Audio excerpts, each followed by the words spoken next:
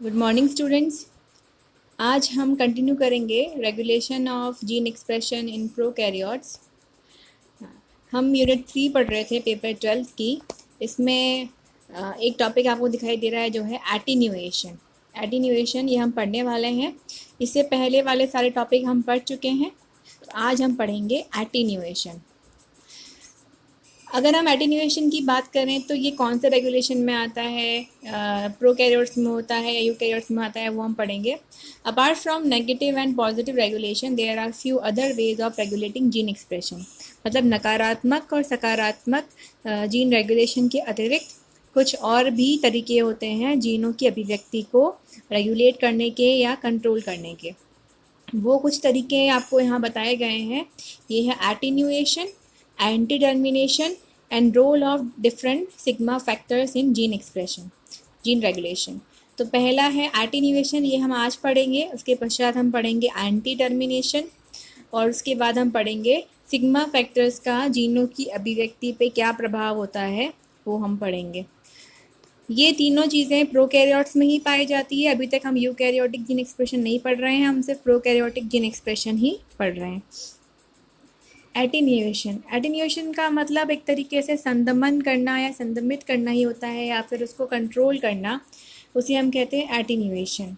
तो attenuation is a proposed mechanism of control in some bacterial operon which results in premature termination of transcription. अब आपको इसकी पूरी परिभाषा में सिर्फ एक 2-3 शब्दों का एक समूह याद करना है, वो है premature termination of transcription. Premature मतलब समय से पहले या मैच्योरिटी से पहले या जल्दी। टर्मिनेशन मतलब रुक जाना, और ट्रांसक्रिप्शन मतलब अनुलेखन। अनुलेखन का मतलब होता है डीएनए से आरएनए का बनना। और यहाँ पे क्या हो रहा है, आरएनए बन तो रहा है लेकिन आरएनए का ट्रांसक्रिप्शन पूरा नहीं होता, उससे पहले ही उसका ट्रांसक्रिप्शन रुक जाता है। मतलब पूरा आरएनए हमको जो मिलना चाहिए एमआरएनए वो प्राप्त नहीं होता। तो इसका मतलब यहाँ पे आप देख रहे हैं कि जीनों के अभिव्यक्ति तो हो रहे हैं, कोई रिप्रेसर बाइंड नहीं कर रहा है ऑपरेटर के ऊपर, फिर भी अनुलेखन के समय है यदि टर्मिनेशन होता है तो इसे हम कहते हैं एटीन्यूएशन। तो pre mature termination of transcription.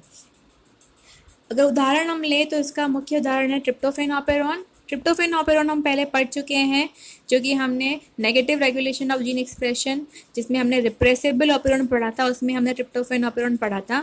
इसका कार्य क्या होता है, ट्रिप्टोफैन के निर्माण से संबंधित जितने भी एंजाइम्स होते हैं उनको सिंथेसाइज करना, ये कार्य होता है ट्रिप्टोफैन ऑपेरॉन का। तो यहाँ पे हम उदाहरण लेंगे ट्रिप्टोफैन ऑपेरॉन का। अब देखिए बेटा, इसको अगर आप, बहुत आसान है, आप ध्यान से समझिए डायग्राम को, और समझने के बाद में आप इसको स्वयं ही आराम से लिख सकते हैं, पढ़ सकते हैं। तो इसमें समझने वाली बात क्या है, पहली बात तो ये थी प्रीमेच्योर टर्मिनेशन ऑफ ट्रांसक्रिप्शन, अनुलेखन का से बनने वाले अनुलेखन का बहुत जल्दी ख़त्म हो जाना, समय से पहले ख़त्म हो जाना। तो यहाँ पे अगर हम ट्रिप्टोफैन ऑपेरॉन का उदाहरण लेंगे तो ट्रिप्टोफैन ऑपेरॉन से के में जो जीन्स होते हैं, ट्रिप्टोफैन को बनाने वाले 5 जीन्स होते हैं, हमने पढ़ा था। उन जीन्स का अनुलेखन होता है जिसके द्वारा एमआरएनए बनता है, और उस एमआरएनए से बाद में प्रोटीन बनता है।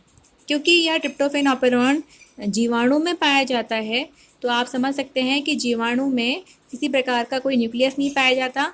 तो मैंने आपको बताया था प्रोकैरियोट्स और जीन कैरियोटिक जीन में क्या फ़र्क होता है। यूकैरियोटिक जीन्स में मुख्य अंतर ये होता है कि प्रोकैरियोट्स में ट्रांसक्रिप्शन और ट्रांसलेशन दोनों ही साइटोप्लाज्म में साथ साथ चलते रहते हैं। डीएनए से आरएनए बना, आरएनए जैसे ही बनना प्रारंभ हुआ, साथ साथ में उस आरएनए से प्रोटीन बनना भी प्रारंभ हो गया। जबकि यूकैरियोट्स में ऐसा नहीं होता, पहले आरएनए बनता है, आरएनए न्यूक्लियस से बाहर साइटोप्लाज्म में आता है और वहाँ पे उससे प्रोटीन का निर्माण होता है। तो यहाँ पे क्या हो रहा है, अब एक बार डायग्राम से समझेंगे। देखिए, ये एक ट्रिप्टोफैन ऑपेरॉन है। यहाँ पे ट्रिप्टोफैन में ट्रिप्टोफैन ई, डी, सी, पी और ए, ये इसके स्ट्रक्चरल जीन्स हैं। बाकी सब कुछ हम पढ़ चुके हैं, रिप्रेसर प्रोटीन कैसे कार्य करता है। अब यहाँ पे जो एक्स्ट्रा आपको जो समझ में आ रहा है वो है कि जहाँ पे ट्रिप्टोफैन का ऑपरेटर है और जो स्ट्रक्चरल जीन्स है, तो बेसिकली वहाँ पे एक छोटा सा रीज़न दे रखा है जिसका नाम है एटीन्यूएटर। अब यहाँ पे आपको ये ट्रिप्टोफैन एल करके जो दे रखा है, इसका मतलब होता है लीडर सीक्वेंस। लीडर सीक्वेंस आपको जो रेड कलर की ऑरेंज कलर का बताया गया है उसमें है, और उसमें भी पर्टिकुलर एक भाग दे रखा है जिसको बोल रहा है एटीन्यूएटर। आपको ये भाग यहाँ बहुत बड़ा दिखाई दे रहा है डायग्राम में, एक्चुअल में ये इतना बड़ा डायग्राम, इतना बड़ा भाग नहीं होता, ये थोड़ा छोटा होता है, क्योंकि यहाँ आपको एटेन्यूएशन समझाना है इसलिए इसको बहुत बड़ा बताया गया है। तो आपको जो पूरा एम्फेसिस होगा वो जो बीच में जो ऑरेंज कलर का और रेड कलर का भाग है इस पे होगा। तो आप देखिए ट्रिप्टोफैन ऑपेरॉन में क्या होता है कि ऑपरेटर और स्ट्रक्चरल जीन्स के बीच में एक लीडर सीक्वेंस पाई जाती है। क्या पाई जाती है? Leader sequence. इस लीडर सीक्वेंस को बनाने का कार्य कौन करता है? ट्रिप्टोफैन एल जीन करता है। और इस लीडर सीक्वेंस का ही एक भाग पाया जाता है जिसको बोलते हैं एटीन्यूएटर। इसको एटीन्यूएटर क्यों बोलते हैं? क्योंकि यही भाग होता है जो कि आरएनए ट्रांसक्रिप्ट के ब्रेकडाउन का कार्य करता है। तो पहली बात आपको ये समझ में आ गई कि लीडर सीक्वेंस क्या होती है और कहाँ पाई जाती है। अब यदि हम बोलेंगे कि एमआरएनए का प्री मेच्योर ट्रांसक्रिप्शन का टर्मिनेशन हो गया, मतलब पहले ही उसका पूरा एमआरएनए अगर पूरा बनेगा तो कैसा बनेगा? जो आप एंड में देख रहे हैं ये संपूर्ण एमआरएनए बन गया, देख रहे हैं ये पूरा पूरा बना। लेकिन जो ऊपर है एटीन्यूएटेड एमआरएनए, तो यहाँ पे क्या हुआ है कि पूरा नहीं बन के यह बस लीडर सीक्वेंस तक बना और आगे वाले जीन्स का ट्रांसक्रिप्शन किसी रीज़न से नहीं हो पाया। तो ये है pre mature termination of mRNA. तो जब भी हमको इस जीनों की अभिव्यक्ति की आवश्यकता नहीं होती है और हमें इसे रोकना है तो यहाँ पे एटेन्यूएशन का कार्य होता है। तो यहाँ पे हमने क्या समझा कि प्रीमेच्योर टर्मिनेशन क्या होता है। अब आप वापस समझेंगे कि वापस हम आते हैं लीडर सीक्वेंस पे। तो देखिए ट्रिप्टोफैन ऑपेरॉन में जो एमआरएनए होता है उसके जो डीजीएन उसमें एक लीडर सीक्वेंस, एमआरएनए क्यों बोल रहे हैं हम इसको? क्योंकि जब जीन की अभिव्यक्ति होगी तो एमआरएनए ही बनेगा, तो ये लीडर सीक्वेंस एमआरएनए में आ जाएगी। तो यहाँ पे यही है कि ट्रिप्टोफैन ऑपेरॉन के एमआरएनए में एक लीडर सीक्वेंस होती है और उसमें ही एक एटीन्यूएटर सीक्वेंस होती है जो कि 5 प्राइम एंड ऑफ एमआरएनए पे पाई जाती है। अब यहाँ पे जो लीडर सीक्वेंस है इसमें 4 भाग होते हैं। कितने भाग होते हैं? 4 भाग। लीडर सीक्वेंस में 1, 2, 3 एंड 4 4 भाग होते हैं। इन चारों भागों की आवश्यकता क्या होती है कि ये 4 भाग आपस में पेयरिंग करने की प्रवृत्ति रखते हैं। पेयरिंग का मतलब होता है कि आपस में बॉन्डिंग करके हेयर पिन जैसे रचना बना लेते हैं। कैसे बनाते हैं आप देखिए, ये देखिए दिख रहा है आपको कि 1, 2, 3, 4 लीडर सीक्वेंस के 4 भाग हैं। तो यहाँ पे पेयरिंग 3 और 4 के बीच में भी हो सकती है और पेयरिंग 2 और 3 के बीच में भी हो सकती है। समझ रहे हैं आप? या तो 3 और 4 के बीच में पेयरिंग होगी और यदि 2 नहीं तो 2 और 3 के बीच में पेयरिंग होगी। अब ये पेयरिंग कब और क्यों होगी तो वो हम समझेंगे और वही इसके ट्रांसक्रिप्शन के जो टर्मिनेशन है उसका आधार होगा। तो आपको इतनी बात समझ में आ गई कि एक लीडर सीक्वेंस होती है जो कि पहले पाई जाती है। किसके पहले? स्ट्रक्चरल जीन्स के पहले पाई जाती है। लीडर सीक्वेंस के 4 भाग होते हैं और 4 भाग के साथ ही इस लीडर सीक्वेंस के जो एंड में होता है वो पॉली यू, बहुत सारे यू मतलब यूरासिल। यूरासिल किसकी बात कर रहे हैं हम? क्योंकि एमआरएनए की बात कर रहे हैं हम, उसके ट्रांसक्रिप्ट की बात कर रहे हैं जीन की, तो यहाँ पे बहुत सारे यूरासिल पाए जाते हैं। अब जब देखिए कि किस प्रकार से ये कार्य करता है तो पहले हम समझ लेते हैं इसको। The transcript includes 4 short sequence जिनको 1, 2, 3, 4 बोला गया है और आपस में ये पेयरिंग करके हेयर पिन के समान संरचना बनाती हैं। अब यहाँ पर यह है कि यदि 3 और 4 के बीच में पेयरिंग हुई तो यहाँ पे ट्रांसक्रिप्शन रुक जाएगा। कैसे रुकेगा मैं आपको बताऊंगी आगे। और यदि 2 और 3 के बीच में पेयरिंग हुई तो ट्रांसक्रिप्शन नहीं रुकेगा। ठीक है, 2 चीज़ें कि यदि 2 और 3 के बीच में पेयरिंग हो गई तो फिर 3 अवेलेबल नहीं होगा 4 के लिए, तो यहाँ पे 3 और 4 के बीच में पेयरिंग नहीं हो पाएगी। हम बताएंगे आगे कैसे। तो आपको इतना ध्यान रखना है कि यदि 3 और 4 के बीच में पेयरिंग हुई तो ट्रांसक्रिप्शन रुक जाएगा। टर्मिनेशन सीक्वेंस बिकॉज क्यों रुक जाएगा? This is followed by a sequence of 8 AU pairs which is called attenuator sequence. अब आप देखिए मैं आपको समझाती हूँ कि 3 और 4 के बीच में पेयरिंग से ट्रांसक्रिप्शन कैसे रुक जाएगा। आप देखिए यदि 3 और 4 के बीच में पेयरिंग हुई तो यहाँ पे जो यूरासिल आपको दिख रहा है यह भी क्योंकि डीएनए के ट्रांसक्रिप्शन से बन रहा है, तो यूरासिल और जो आरएनए जो डीएनए है ए और यू की बॉन्डिंग है। और आप जानते हैं कि ए और यू के बीच में डबल बॉन्ड रहता है जो कि वीक बॉन्ड कहलाता है, जबकि ट्रिपल बॉन्ड होता है सी और जी के बीच में जो कि स्ट्रॉन्ग बॉन्ड होता है। तो यहाँ पे डबल बॉन्ड है वैसे भी और ए और यू बहुत सारे कंटिन्यू आ रहे हैं। तो जैसे ही इसको हल्का सा झटका लगेगा तो ये आपस में बॉन्डिंग तोड़ देगा। किसके साथ में? जिस डीएनए के साथ में ये अटैच्ड है। आप देख रहे हैं ये पॉली यू है क्योंकि आगे ट्रांसक्रिप्शन चलेगा। ये जीन दिख रहा है नीचे आपको, ट्रिप्टोफैन एल का जीन है। पॉली यू के नीचे यहाँ पे मेंशन नहीं किया गया, लेकिन यू के साथ जो आपको ग्रे कलर का पार्ट दिख रहा है ये डीएनए का पार्ट है। और यहाँ पे बहुत सारे यू के साथ में बॉन्डिंग होती है ए की, तो ए यू बहुत सारे ए यू है। और जैसे ही 3 और 4 के बीच में जो हेयर पिन लूप बनता है तो हल्का सा झटका लगता है किसको, यू को, और इसकी वजह से ये यू और डीएनए एक दूसरे से अलग अलग हो जाते हैं और यहीं पे ट्रांसक्रिप्शन हो जाता है। क्योंकि ट्रांसक्रिप्शन के लिए सबसे पहले ज़रूरी है कि जो एमआरएनए बनना है और जो डीएनए बन रहा है वो आपस में बॉन्डिंग करके रहे, फिर बाद में वो अलग हो जाता है। तो इस प्रकार से हम देख रहे हैं कि 3 और 4 के बनने की वजह से ट्रांसक्रिप्शन रुक जाएगा।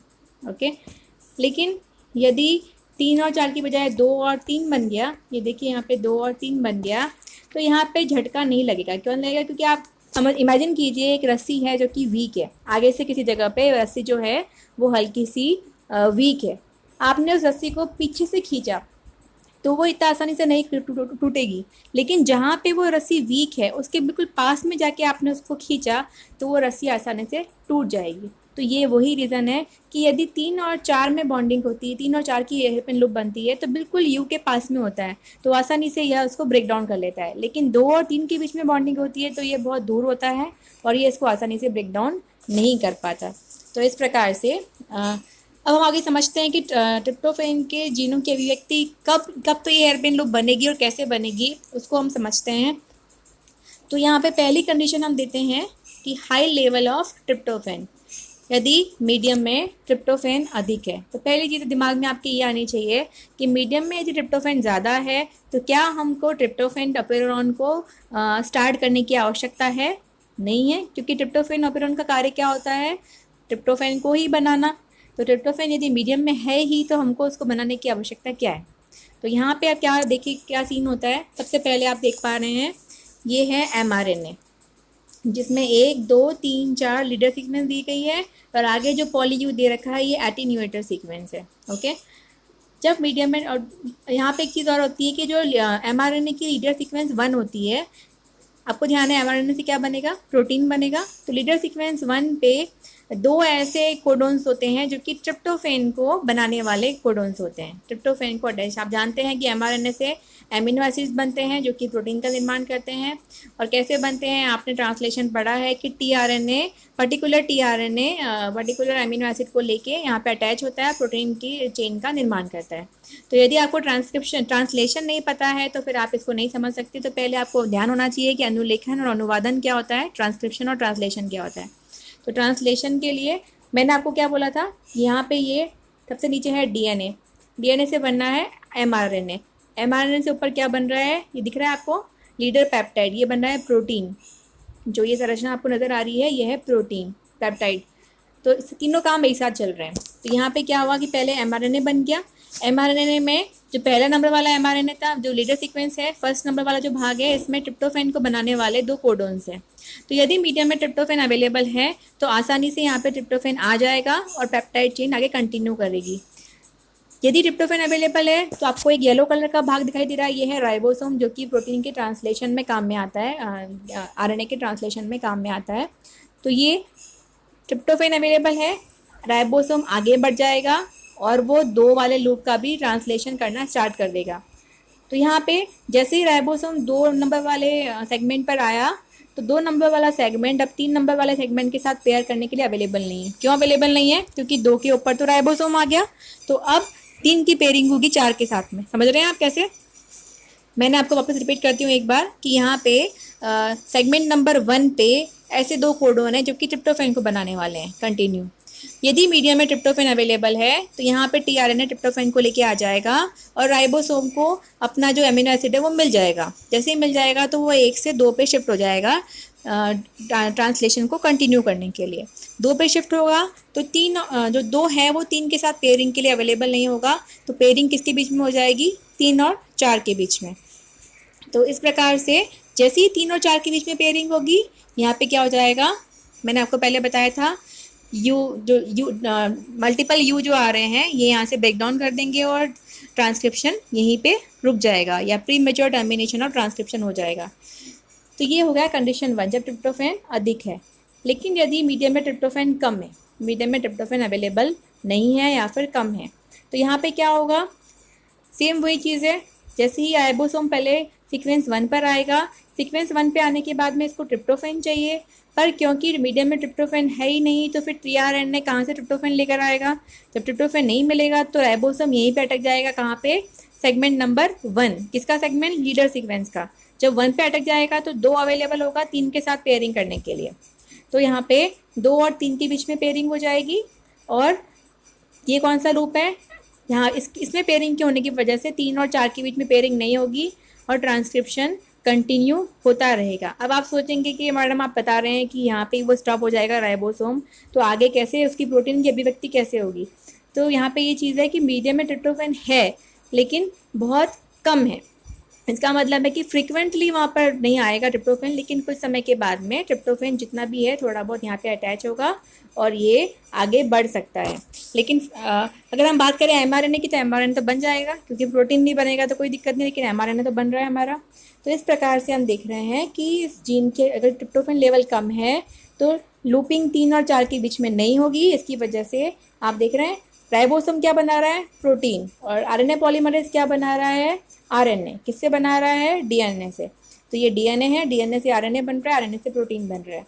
तो थोड़ा सा अगर आप इसको ध्यान से समझेंगे तो बहुत आसान है। आपको केवल इतना ध्यान रखना है कि यदि 3 और 4 के बीच में लूप बनता है तो वहाँ पे ट्रांसक्रिप्शन रुक जाएगा, लेकिन यदि 2 और 3 के बीच में लूप बनता है तो वहाँ पे ट्रांसक्रिप्शन नहीं रुकेगा। किसका ट्रांसक्रिप्शन नहीं रुकेगा, ट्रिप्टोफैन ओपेरॉन के जीन्स का ट्रांसक्रिप्शन नहीं रुकेगा। तो इस प्रकार से हम देख रहे हैं कि ट्रिप्टोफैन ओपेरॉन को हम एटीन्यूएशन के द्वारा भी कंट्रोल कर सकते हैं। तो आप एक बार इसको ध्यान से समझिए, डायग्राम से समझिए, तो आपको ये आसानी से समझ में आ जाएगा। नेक्स्ट लेक्चर में हम एक और प्रकार पढ़ेंगे जीनों की अभिव्यक्ति के रेगुलेशन का, जो कि है एंटी टर्मिनेशन। यह पाया जाता है, आप कंफ्यूज नहीं होंगे, एटीन्यूएशन अलग चीज़ है और एंटी टर्मिनेशन अलग चीज़ है। आप कृपया करके इनके इंग्लिश के नाम ही याद कीजिए, क्योंकि हिंदी के नाम बहुत ज़्यादा कन्फ्यूजन क्रिएट करते हैं। तो आप एंटी टर्मिनेशन और एटीन्यूएशन ही इसे याद करेंगे। ओके बेटा, नेक्स्ट लेक्चर में हम पढ़ते हैं एंटी टर्मिनेशन। Thank you.